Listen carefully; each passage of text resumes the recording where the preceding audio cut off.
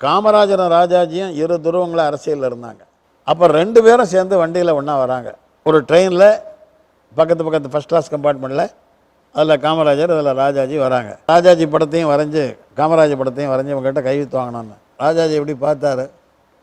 ராஜாஜியுடைய கையெழுத்து எனக்கு தெரியும். ராஜகோபாலாச்சாரி தான் எழுதுவார். ஆனால் ராஜகோபாலாச்சாரியன் இப்படி எஸ்ஸை படுக்க வச்ச மாதிரி ராஜகோபாலாச்சாரியன் இப்படி எழுதினார்.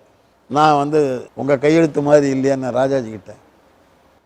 படமும் நான் மாதிரி என் மாதிரி இல்லையா, அதனால கையெழுத்து என் மாதிரி இல்லைன்ட்டார் அவர். உடனே பக்கத்து கம்பார்ட்மெண்ட்டில் ட்ரெயின் புறப்பட போகிறது காமராஜர்கிட்ட போனேன்.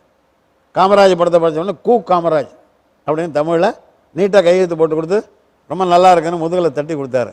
அவர் அந்த ஆள் படம் என் மாதிரி இல்லைன்னு சொல்லிட்டார். ஒரு பார் உடனே போட்டு கொடுத்துட்டாருன்னு. அது காமராஜர் காதில் விழுந்தோடனே இந்த படமும் என் மாதிரி தான் இல்லை, பாவம் அந்த பையன் ஆசையாக வரைஞ்சிருக்கானே வருத்தப்பட போகிறான்னு போட்டு கொடுத்தேன்.